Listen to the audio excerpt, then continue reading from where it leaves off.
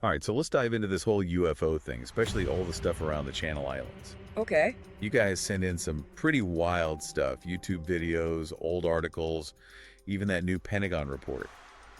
In case you really want to figure out if it's just people seeing things wrong or if there's something, well, more out there. It's definitely a hot topic, that's for sure.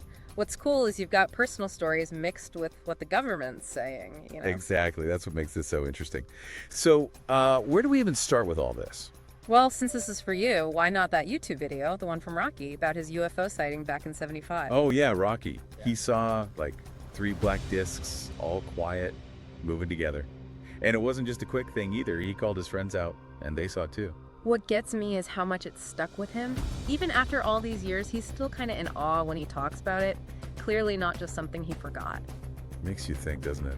If this many people see these things, and they're all saying similar stuff, it can't all be coincidence, right? That's the question everyone's trying to figure out.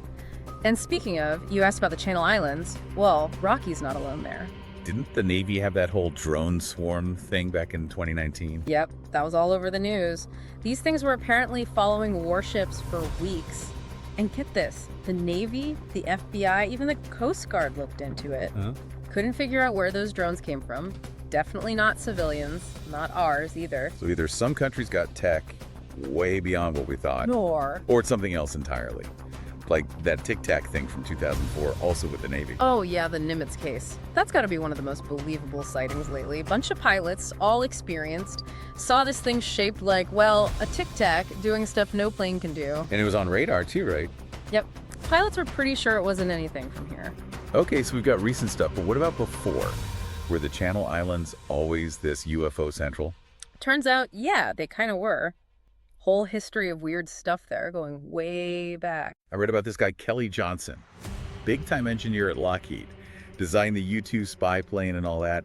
Even he had a UFO sighting over the islands back in '53. And this wasn't just some random dude. Johnson knew his stuff, sharp as a tack. Seeing a UFO basically convinced him flying saucers were real. That blows your mind, huh?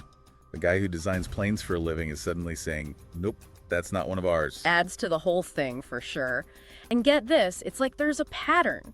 Back in '51, one of their top test pilots saw weird lights over Catalina Island. Said they moved just like that drone swarm from 2019. Same kind of sightings, years apart, but totally different tech around. Spooky, almost. Yeah. But hold on, didn't the Pentagon say most of this was just secret stuff we didn't understand back then? The Pentagon report! Gotta talk about that. That's basically what the government officially thinks about UFOs, or UAPs now, I guess. Yeah, they said no aliens, just secret tests and stuff that seemed crazy at the time. They mentioned weather balloons, U-2s, even some saucer-shaped planes they were testing. So maybe back then, people just saw top secret things and freaked out. Could be. But even they admit there's stuff they still can't explain. And they're getting like 50 to 100 reports every month. So even with all their fancy tech, there's stuff they don't get either. You bet. And here's a twist. Turns out it's not just the Channel Islands off California. There's some islands in the UK, same name, same kind of mystery. We really never heard that. Back in 2007, pilot named Captain Boyer, had passengers too, saw these 2 huge cigar-shaped things over the water. Glowing bright yellow, didn't move like anything normal. Cigar-shaped. That's different from the discs. Yeah, and air traffic control saw something on radar, but couldn't be sure it was those things. They had a whole investigation, experts on planes, weather, even the Earth itself. Sounds serious. They checked everything. Mirages, earthquake lights, even reflections from greenhouses. Nothing fit. Still a mystery to this day. Okay, so weird stuff on both sides of the ocean.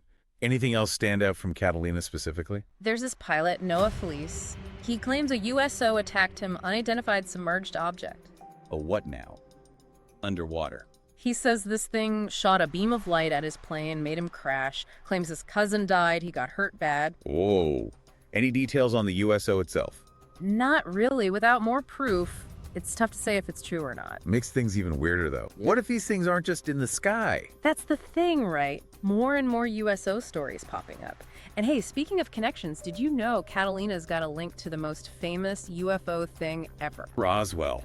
Seriously. In '47, same year as that whole crash, people saw flying discs over Avalon on Catalina. Hundreds of them, apparently.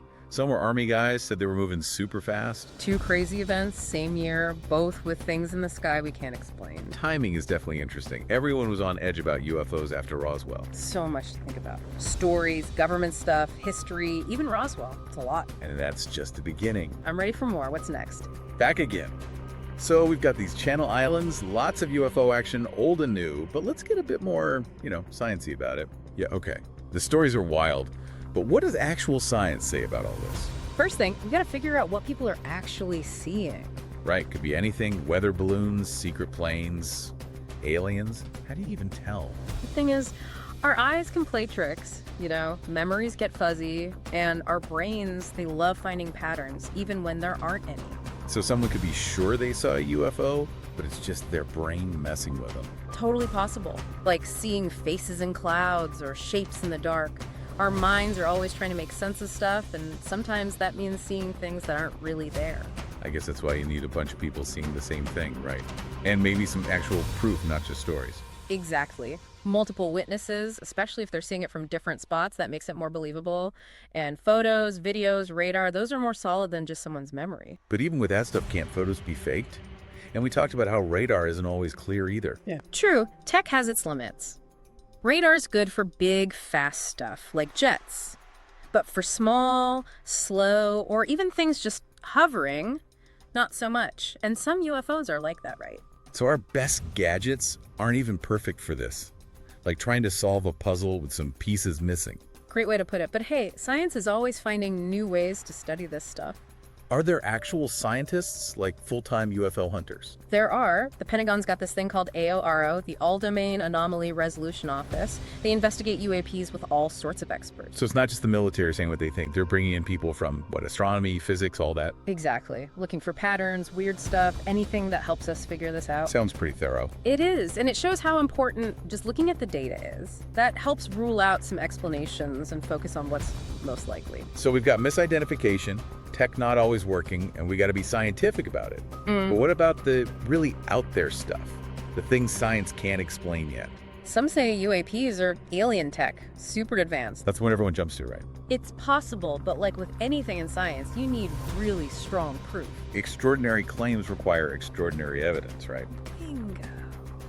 Then you get some even weirder theories, like UAPs are things from other dimensions, or even like our own minds doing stuff we don't get. Other dimensions. That's like sci-fi movie stuff. Yeah, these theories push what we know about science to the limit. But gotta be open-minded, even if it sounds crazy. True. But how do you even test that stuff? Traveling between dimensions, minds controlling things, it's all so vague. That's the hard part. Most of this we can't even study with the tools we have now. So even with all our smarts, UFOs are still a big mystery. You bet. And maybe that's why we're so drawn to them. Humans have always loved the unknown, makes us want to explore, figure things out. Speaking of which, let's get back to the islands. We talked about the sightings, the history, but what makes these spots so special for UFOs? Both the California and UK Channel Islands, they got some things in common. Both are near busy shipping routes, lots of boats and planes. More people looking up, more chances to see something weird. Plus, military bases and testing areas, especially around California. We said some old sightings could be secret tech.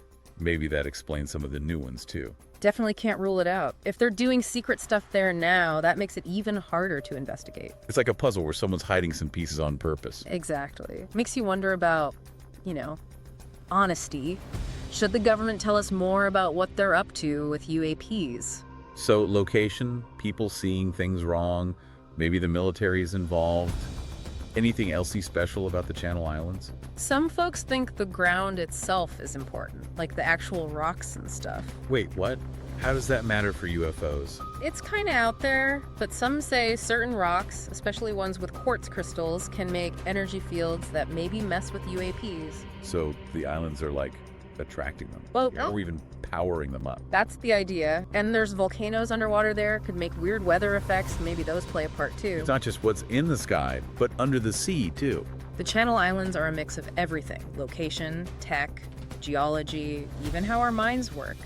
All that might be why they're UFO hotspots. Like all the right ingredients came together to make these places extra weird. You got it. Makes them super interesting for anyone studying UAPs. We've talked about a lot, from how we see things to crazy tech even rocks and mines controlling stuff. We've seen that studying UFOs, you gotta use science, but also be open to things we don't understand yet. One last piece of the puzzle, though. We've got the evidence, the theories. But what about what UFOs mean to us? Like, as humans, what do they make us think about? That's a good point. Next up, we'll look at how UFOs have messed with our imaginations, how they show up in movies and stuff, and what they say about how we see the universe and our place in it. Time to get deep.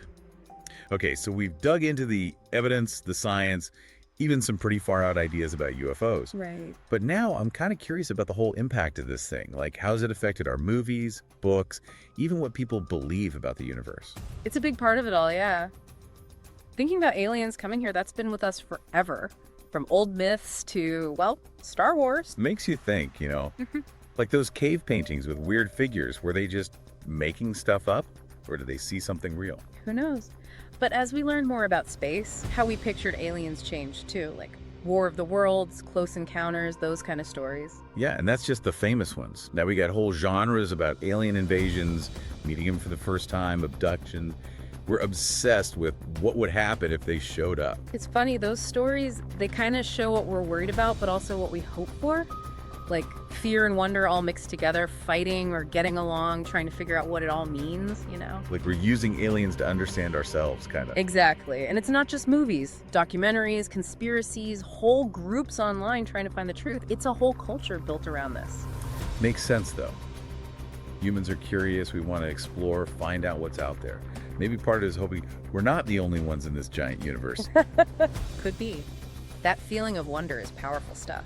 Makes you realize how much we still don't get, how much is left to find out. And even if we never know for sure about aliens, just looking for them makes us think bigger. Imagine things we couldn't before. Like the journey matters more than the end goal. Yeah, that's a good way to say it. This whole deep dive, it's been about the mystery itself, accepting that we don't know everything, and maybe there's way more to the universe than we think. Right. So, bottom line, I think the biggest thing we've learned about UFOs is gotta stay open-minded. For sure. Admitting there's things we don't get, that's okay. Actually, that's what pushes us to learn more, to keep searching. And who knows, maybe someday we'll have those answers. Until then, the search goes on. That it does. So there we have it. Our deep dive into UFOs. We talked about seeing them, the science behind it, all the history, even how it's changed our culture. What do you think? What stuck with you? And any questions popping up? Keep digging into this stuff. Find what makes you curious and figure out your own answers. Thanks for joining us on this trip into the unknown.